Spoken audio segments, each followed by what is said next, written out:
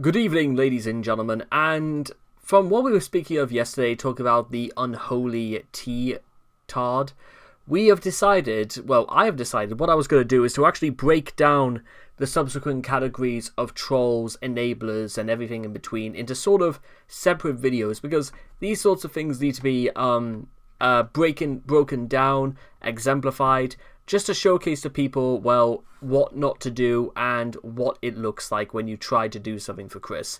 So, you've heard it from me first, so let's get started with what's referred to as white knighting. Pro tip: as good as your intentions may be, there is no conceivable way any old E-friend can reach Chris at this point and change him for the better. Certainly not by continuing to ass pat and pamper him, which is precisely what fucked him up so badly in the first place, as this wiki evidences copiously. Chris blocked me too. We defend her, buy from her, and encourage her, a truly repulsive person. Former White Knight David 906379747. Also, White Knights during the Miscreants era were subverted. Their messages blocked, deleted before Chris could see them. If they got through, trolls would leak their conversations with Chris and accuse the helper of being the culprit. Marvin, also known as the guy in the pickle suit, one of Chris's former trolls. White knighting is a term used to describe the act of going on the internet to help or defend someone else against other people, out of pity or compassion, or for ulterior motives. People who do this are often referred to as white knights. White knighting of Chris is especially prevalent because of the sheer volume of abuse he's taken ever since he found his Encyclopedia Dramatica page in 2007. That is accurate.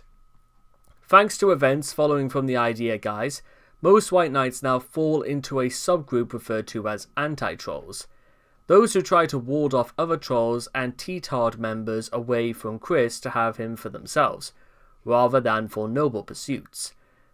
These are not to be confused with any other subgroup of white knights, counter-trolls who primarily fight against trolls to protect Chris, rather to troll him themselves. Counter-trolls are those who take Chris's side to spite his trolls. Some do this because trolling one gullible idiot is less satisfying than trolling trolls, who actually have the ability to understand what is going on. Others have decided that Chris has jumped the shark and are trying to make everyone else leave him alone to put a stop to an old meme which is effectively gatekeeping. In the broader internet trolling community, a wider range of people, from neutral observers to even his greatest trolls, are accused of being white knights. This is mostly due to Chris's fans discovering weaning, enabling, and A-logging, acts which, to outside observers, could be misinterpreted as an attempt to reduce trolling.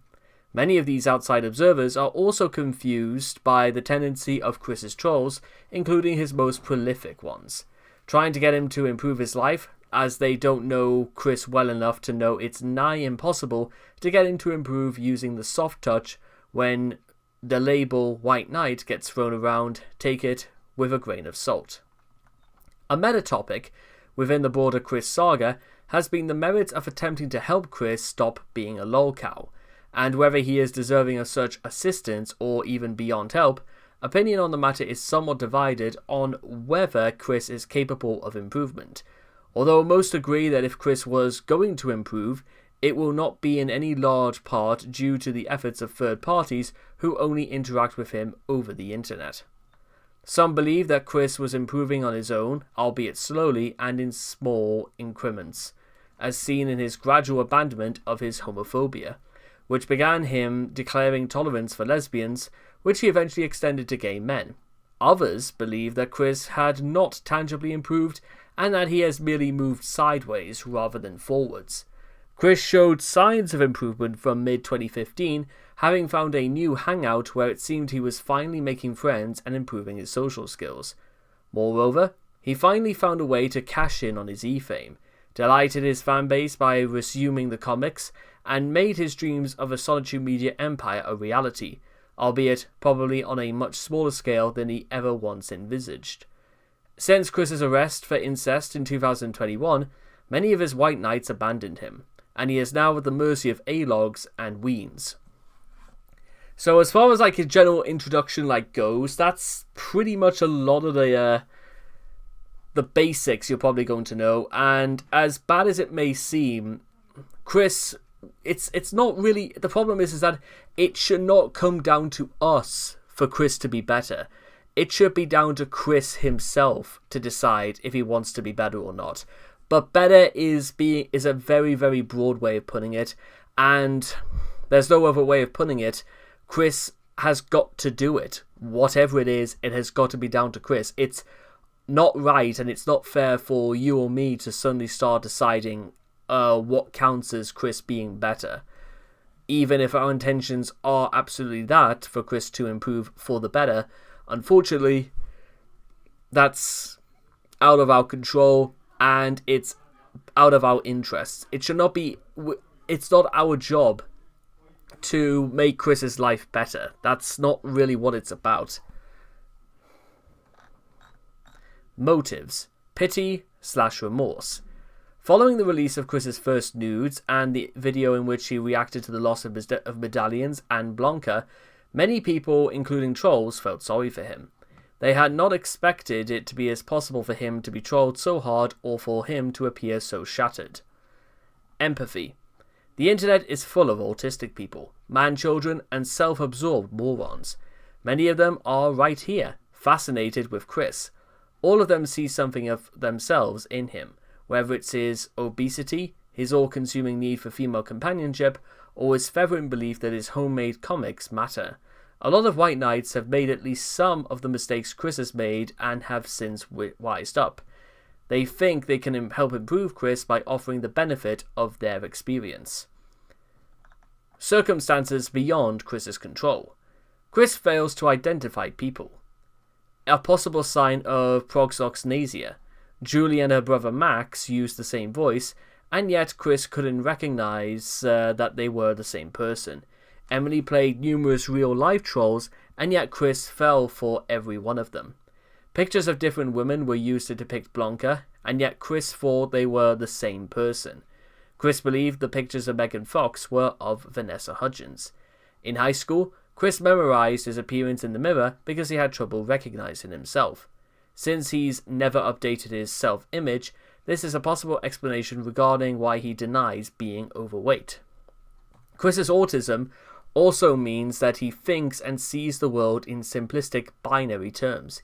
He cannot easily read between the lines or detect sarcasm, or practically any kind of nuance or subtlety.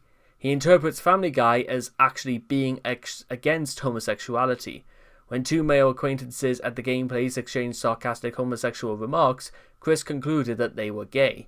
It is also thought that his decision to go tomgirl was at least partially due to him taking advice to get in touch with his feminine side, quite literally. The trolls are even worse people than Chris. Another frequently heard line of reasoning is that the trolls have gone way too far, and have demonstrated that they're even worse than Chris, or at least equally pathetic. For example, Blue Spike's sadistic abuse of his control over Chris outraged even trolls. The less sophisticated bulk of the trolling was the work of A-logs and weens, who are frowned upon even by trolls, and rightfully so. Of course, who really has no life here? Chris, or the people who obsessively document and debate everything he does? Attention whores. Some of these white knights, the aforementioned anti-trolls, desperately seek attention from the community that surrounds Chris, sometimes faking their protecting of Chris. A lot like enablers, these people cannot contribute anything to society and therefore will never get a Wikipedia page of their own. So the Quickie or Gino's documentary series is the next best alternative. White knights with attention on their mind often pretend that they are protecting Chris for noble purposes, when in actuality are trying to gain confirmation from the community through morally questionable techniques. Arguments against white knighting. Chris is beyond your ability to help at this point. The trolls that allegedly wanted to teach Chris some unpleasant truths about life, along with previous white knights who wanted to shield Chris from criticism while generally wanting to prepare him for the real world, have consistently come to the conclusion that Chris is simply incorrigible. Nothing helpful that anyone says or does has actually stuck with Chris in a long-term capacity. while he is more than willing to pick up more harmful habits. Even Noel, the closest person who Chris had to a friend since the trolling began, and who as the only advisor that Chris would actually listen to, came to the conclusion that Chris not only refuses to learn anything if it even slightly inconveniences him, but he is actively malicious and will ignore you or betray your trust if it benefits him. AKA, as long as he can get away with it, that's all that matters. That's how Noel sees it. Even medical professionals are believed to have had a hard time helping Chris, particularly when considering that Chris was just as delusional after 3 months of time in a psychiatric hospital as he was going in. While Chris is a victim of circumstance, this is true, he can only get help if he actively and actually seeks it, and that feels like extremely wishful thinking at this point. I know it's probably against things like the state to say that even at 42 years of age, Chris is too old to be seeking help. That's a barbaric thing to say, but it's also a barbaric thing to suggest that, well, why now? Why would Chris want to turn his life around now? And also, you know what I mean? It's the idea that probably, well, who's got the time? And also, I think it's just Chris is 42 years of age as of the making of this video. That's quite a long time to be alive, and quite a lot of time to have... I mean, what's Chris got to do at this point? He doesn't have a job. His credentials aren't particularly noteworthy. His criminal record is longer than his credentials, and probably even longer than my arm. And, well, does Chris even want to get a job? That's the thing. White knighting Chris now takes on a completely different connotation. An unfortunate shift in the character of Chris's internet advisories has developed in the idea guys' wake. Having caused Chris to believe himself married and as a goddess, traditional methods of reaching to Chris as pretending to be boyfriend-free girl have become obsolete. And in recent times, there have been an overwhelming number of people who are confident that playing make-believe with Chris will either help him in the long run or will turn them into trolling legends. Because of this newfound confidence built by playing make-believe with Chris, it has been abused several times, and likewise became the means of wedding them out. Regardless of their intentions, white knighting as a whole has taken a much more negative connotation in the Christian community than it has ever before. Not for the fact that you're defending somebody who is being convicted, though again, spending 2 years in the clink isn't exactly cause for celebration considering the nature of Chris's offences, but also it's because the fact that Chris has done what can only be described as unspeakable things, and it's why would you want... It makes the idea of it doesn't seem worth it anymore, does it? It's a pointless exercise. Protecting Chris from specific trolls does not automatically make you a hero in the Chris Chan saga. It goes without saying, but just because you divert trolls away from Chris doesn't exclude you from being a subject of critique, as you have involved yourself in the drama in the first place. No matter the intention, interacting with Chris has always been discouraged by the community surrounding him. Chris's story doesn't really have heroes in it. There aren't really heroes or villains in this, there are just people who make decisions, good or bad, and the consequences, whether they're good or bad. Anyways, it can basically be described as a sad tale of villains, victims, victims who become villains, villains who become victims, and those who watch the whole story play out. The stresses of white knighting. In order to get close to Chris, white knights have to spend at least as much time and effort as trolls to keep up to date on his activities. Most have to lie and pretend to be a goddess of another dimension or a random OC to even capture his attention. This, combined with Chris's habit of pushing away anyone who tries to connect with him, is enough to make any sane non-psychologist crash into slumber.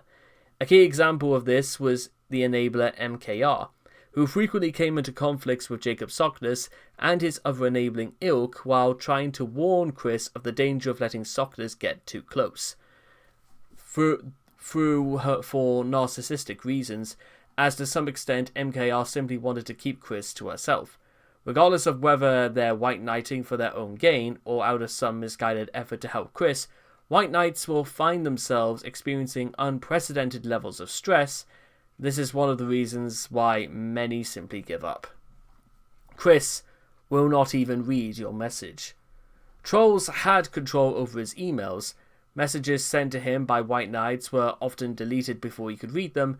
Even back in the days of the mailbag, any email submitted to it, if they even get published, would have been given one-word replies or simply ignored. Chris won't ever learn his lesson, no matter what you tell him.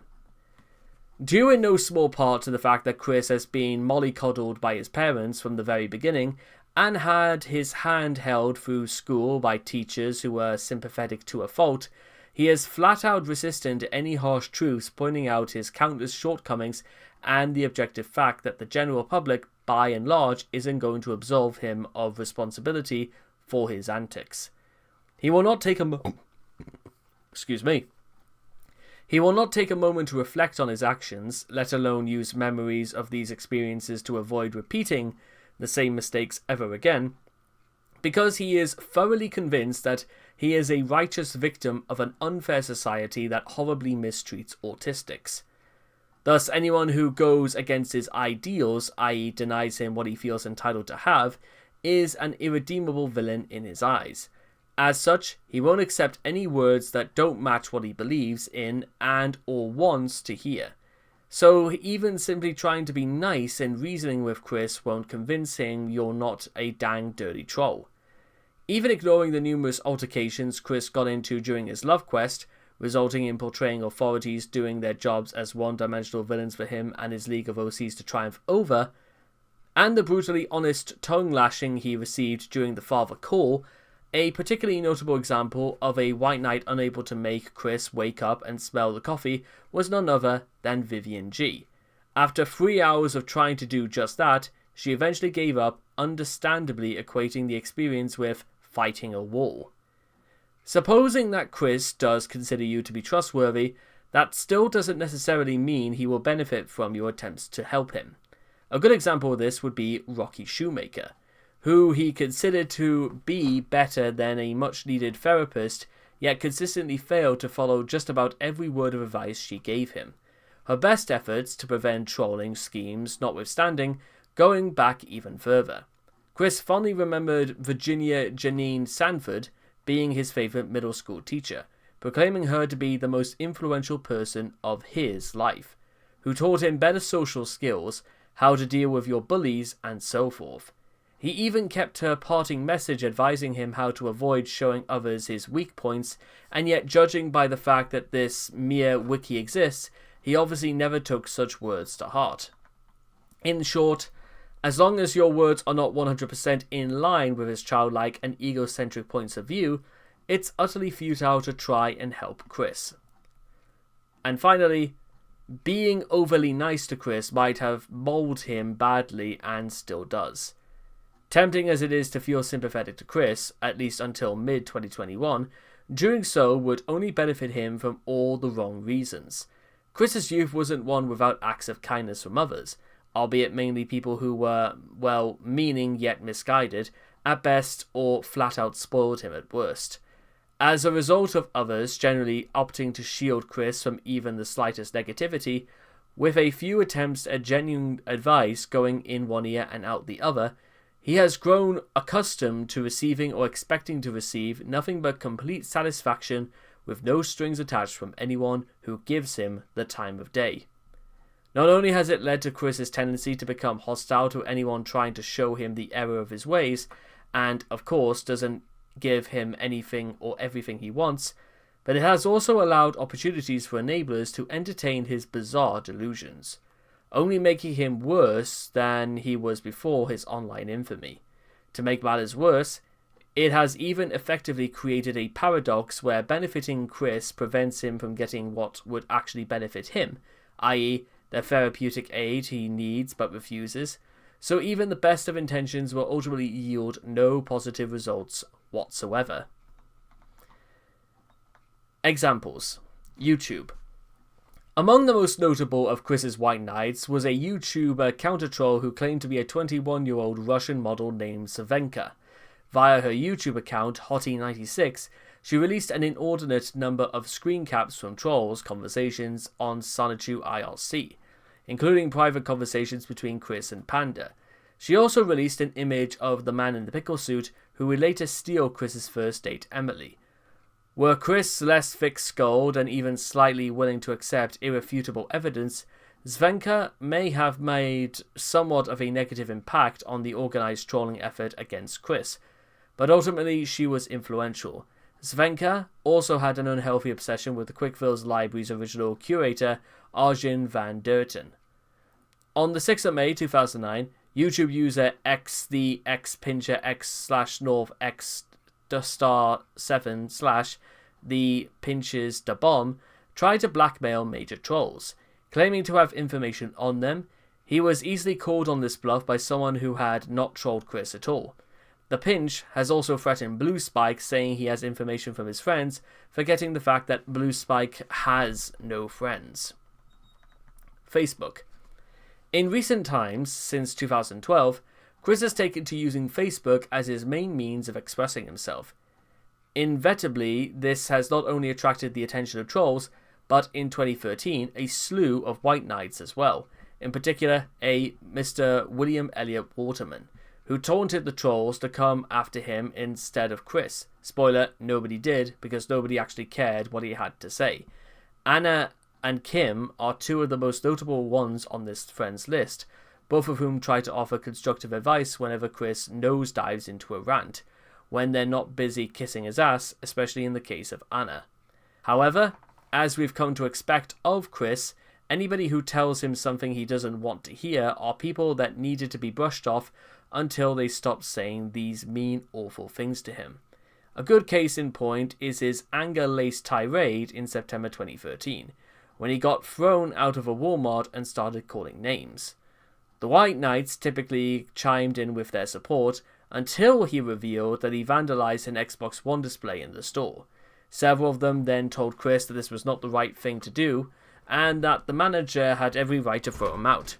His response to that: they did not, and if they do, they are the most in the wrong, because they are the most abusive and overzealous of their authoritative power they have ever existed.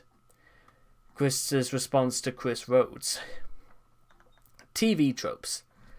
The TV Tropes article on Sonichu used to have a White Knight message as the first text of the article, with a link back to this very page. It was eventually removed due to TV Tropes' website policy changing later on. In other words, said message would no longer be allowed on the website. The message is reproduced below. Hey Chris, if you're reading this, you seriously need to get help from licensed professionals before the stuff you do gets you thrown in prison or forcibly committed. And we're sorry, but you have no real fans. The people you think are your fans are really either trolls or laughing at you behind your back. Every last one. Please listen to us for once. Concerned Tropers. Unfortunately, the editor in question fails to realize that their message, while well-intentioned, will do absolutely nothing, and Chris will simply ignore it even if he does fully read and input it for better development. Thank you for your time. In another move that appeared to be White Knight-ish to onlookers, the page was also locked in order to prevent Weens and A-Logs from derailing a page about Chris's stupid webcomic, to instead flood it with a trope list covering his entire life, with entries on Chris and the effort to troll him making up at least 2/3 of the page, and as a result of overzealous editors piling on an easy target instead of talking about the comic itself. However, the mods took action not out of a desire to protect Chris, but because troping a creator in such a fashion was strictly prohibited. And going into Chris's life in such detail constituted an invasion of privacy. That was in direct violation of the site's rules. The subsequent cleanup led to several Sonichu-related pages being locked, with the main page covering the work getting a milk-tossed and somewhat insincere message explaining that the article was being locked over excessive negativity, rather than the page flagrantly being warped by its editors to serve a different purpose than what the site was actually made for. Some Sonichu pages were eventually unlocked and the message was eventually removed, with the goal of actually providing examples of tropes in Sonichu being realized. Following the incest reveal, the pages were locked once more, and all discussion of Chris's personal life was prohibited on the threat of suspension. A recreation of what that page looked like before being overhauled by the mods of TV Tropes can be seen here. So we'll just take a very quick look at this. Connie. For several years, not only is Christian and Headbugs being muted on their So Bad It's Good, however, the vast amount of edit warning, trolling, and complaining. The article contains subpages for Just Bugs Me, now called Head Scratches, in which the editors could raise questions about Chris and the wild mass guessing. So, because of just how... We will have to probably do an entire, separate article on that, because that's going to take so long to go through. Chris as a White Knight. In 2017, Chris himself began attempting to White Knight the crew of Planet Dolan, particularly Doopy Doover, after he misinterpreted one of Doopy's tweets after being tired of harassment from Chris himself as referring to trolls harassing her. To this end, he started the #HarassQuickDeveloper campaign, in which he exhorted the supposed trolls to take aim at him and leave Doopy and friends alone. This may well be a misguided effort to win Doopy's affections, after she emphasized that she considers him nothing more than a customer, not even a friend. He also bizarrely White Knighted himself in May 2020, while LARPing as Mewtwo, his second husband. Note that he did so as a brief interpretation of his marathon session of LARPing as Sonichu. Whatever the hell that means. And, by the way, that's for what that is, ladies and gentlemen, that's practically it to describe White Knighting as we interpret it as. And the best I can possibly say about this is that you shouldn't really feel... You can feel bad for Chris, but you really shouldn't, because even though there were some things that were absolutely out of Chris's control, the things Chris was in control for stand out slightly even more than before, because, well, if Chris knew Chris should have known better in circumstances like these. But there you are. And again, while you may think again it's probably going to try and help him, it really won't, and I don't think Chris will even care either, because he will immediately start begging literally the very next moment. And with that being said, I hope you guys have enjoyed this article, and I cannot wait to see all of you guys again in the next video. Take care, and bye-bye for now.